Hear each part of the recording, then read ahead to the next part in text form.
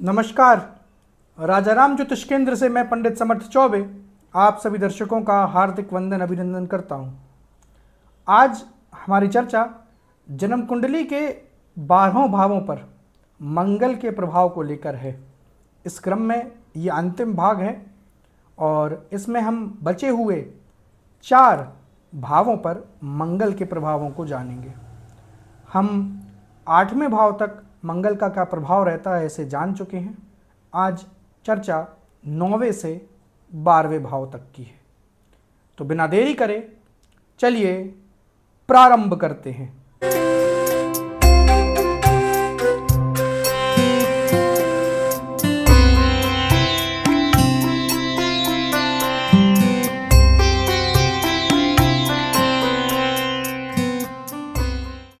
दर्शकों, जन्म कुंडली के 9वें भाव में जब मंगल हो तो ये केंद्र त्रिकोण राजयोग के समान है, क्योंकि मंगल यहाँ पर प्रथम भाव यानी केंद्र के स्वामी होकर के कुंडली के 9वें भाव में त्रिकोण में यहाँ पर बैठे हुए मंगल अत्यंत श्रेष्ठ हैं।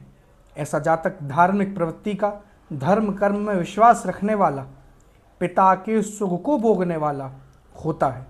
प्रिय दर्शकों, जन्म कुंडली के 9वें भाव में मंगल हों तो ये अत्यंत श्रेष्ठ है, क्योंकि यहाँ पर मंगल लग्नेश है और लग्नेश होकर के कुंडली के 9वें में होना ये अत्यंत श्रेष्ठ है। यानी जातक भाग्य में ही है, जातक भाग्य स्थान में ही है, यानी जातक को जीवन पर्यंत भाग्य का साथ मिलता रहेगा।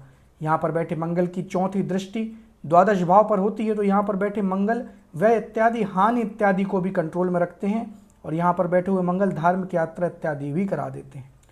दर्शकों, यहाँ पर बैठे मंगल की 7वीं दृष्टि आपके पुरुषार्थ पर यानी तीसरे भाव पर होती है, तो यहाँ पर बैठे मंगल आपके पुरुषार्थ में भी वृद्धि कर देते हैं। जन्म कुंडली के 9वें भाव में मंगल हों तो 8वीं दृष्टि चतुर्थ पर, यहाँ पर बैठकर मंगल भूमि भवन वाहन इत्यादि का सुख आपको प्रदान करते हैं। भूमि का सुख मुख्यतः यहाँ पर बैठे मंगल प्रदान करते हैं। हाँ, ये बात अलग है कि माता के स्वास्थ्य में थोड़ी बहुत परेशानी इत्यादि लाते हैं, पर यहाँ पर बैठे मंगल को शास्त्र ने श्रेष्ठ ही कहा है। जन्म कुंडली के 10वें भाव में यदि मंगल हो तो ये कुल दीपक योग कहा गया है।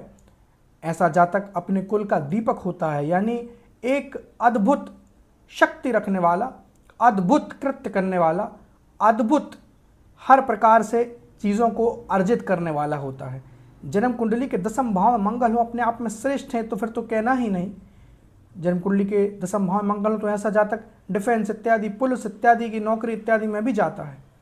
जन्म कुंडली के 10वें में मंगल बैठकर इंजीनियर इत्यादि भी बना देते हैं। जन्म कुंडली का 10वां भाव देखा जाए तो कर्म का भाव है और यहाँ पर ग्रहों के सेनापति का बैठ जाना अत्यंत श्रेष्ठ है। जन्म कुंडली के 10वें भाव में मंगल हो तो उनकी चतुर्थ दृष्टि लग्न पर होती है, तो ऐसे में जातक के अंदर थोड़ी जल्दबाजी इत्यादि ज़रूर भर देते हैं, लेकिन अगर 10वें भाव में मंगल है तो अत्यंत श्रेष्ठ है। जन्म कुंडली के जब 10वें भाव में मंगल हो तो उनकी सीधी दृष्टि चतुर्थ भाव पर होती है, तो आपके भूमि भवन वाहन के सुख में भी यहाँ पर बैठे मंगल वृद्धि कर देते हैं। जन्म कुंडली के 10वें भाव से मंगल की 8वीं दृष्टि पंचम पर, तो संतान संबंधी थोड़ी बहुत परेशानी इत्यादि लाते हैं प्रारंभिक दौर में, परंतु यहाँ पर बैठे मंगल जैसे तैसे संतान हो जाने देते हैं, ऐसी कोई खास समस्या नहीं जाती। और 10वें भाव में मंगल हो तो जातक पढ़ाई इत्यादि अच्छे से पूर्ण करता है। जन्म कुंडली के 11वें भाव में यदि मंगल हो तो यह अत्यंत श्रेष्ठ है, क्योंकि मंगल लग्नेश होकर कुंडली के 11वें भाव में है। जन्म कुंडली के 11वें भाव मंगल का होना अपने आप में बहुत श्रेष्ठ कहा गया है। यहाँ पर बैठकर मंगल हर प्रकार से आपको लाभ देते हैं। जन्म कुंडली के 11वें भाव में मंगल हो तो ऐसे में कई बार यह भी देखा गया है कि जातक के मित्र इत्यादि अच्छे, शक्तिशाली और जाने माने प्रवृत्ति के लोग होते हैं। जन्म कुंडली के 11वें भाव में मंगल हो तो मंगल की 4थी दृष्टि कुंडली के दूसरे स्थान पर होती है, जो कि अत्यंत श्रेष्ठ है, क्योंकि लग्नेश मंगल धनकारक होकर की कुंडली के 11वें भाव में है और 11वें भाव से सीधी दृष्टि उनकी 4थे भाव पर है, तो अत्यंत श्रेष्ठ है धन की दृष्टि से। जन्म कुंडली के 11वें भाव में मंगल हो तो उनकी सीधी दृष्टि पंचम पर है। ये बहुत उत्तम नहीं कहा जा सकता, क्योंकि यहाँ पर बैठकर मंगल संतान सुख में थोड़ा सा विलंब इत्यादि या संतान संबंधी दिक्कत परेशानी पैदा करते हैं, लेकिन पढ़ाई इत्यादि जातक की पूर्ण करा देते हैं। जन्म कुंडली के 11वें भाव में मंगल हो तो उनकी 8वीं दृष्टि कुंडली के 6ठ भाव पर पड़ती है, तो ऋण इत्यादि भी यहाँ पर बैठे मंगल कभी कभार करा देते हैं। जातक अगर इन चीज़ों का ध्यान रखे तो यहाँ पर बैठे हुए मंगल अत्यंत श्रेष्ठ हैं। जन्म कुंडली के 12वें भाव में यदि मंगल हो तो ये बहुत उत्तम नहीं कहा जा सकता, क्योंकि मेष लग्न की पत्रिका की चर्चा चल रही है। तो यहाँ पर मंगल लग्नेश होकर की कुंडली के 12वें में, हाँ ये बात अलग है कि विपरीत राजयोग का निर्माण कर रहे हैं, लेकिन अगर देखा जाए तो मंगल की मूल त्रिकोण राशि लग्न में ही है। तो मंगल लग्नपति होकर कुंडली के 12वें भाव में है। मैंने कई बार ऐसा कहा है कि जब भी मंगल या लग्नेश कुंडली के 12वें भाव में बैठ जाए तो ऐसी स्थिति बन जाती है कि जातक को जीवन पर्यंत आरोप प्रत्यारोप झेलना पड़ता है, जातक अपने अंदर एक आत्मविश्वास तैयार नहीं कर पाता। और अगर यहाँ पर बैठे मंगल पर शनि राहु का भी प्रभाव हो जाए और चंद्रमा भी कुंडली में मजबूत ना हो तो ऐसे में जातक को सुसाइडल थॉट्स इत्यादि भी आते हैं, जातक को सुसाइड करने की इच्छा भी इसकी दशा अंतर्दशा के दौरान आ सकती है। जन्म कुंडली के 12वें भाव में मंगल का होना अत्यंत श्रेष्ठ नहीं है, क्योंकि यहाँ पर बैठे मंगल की सीधी दृष्टि ऋण पर है। यहाँ पर बैठे मंगल कई बार ऋण इत्यादि भी करा देते हैं, ऋण कारक क्योंकि मंगल है। तो यहाँ पर बैठे मंगल का सीधी दृष्टि से षष्ठ भाव को देखना बहुत उत्तम नहीं कहा जा सकता, लेकिन यहाँ पर बैठे मंगल शत्रुओं का नाश करा देते हैं।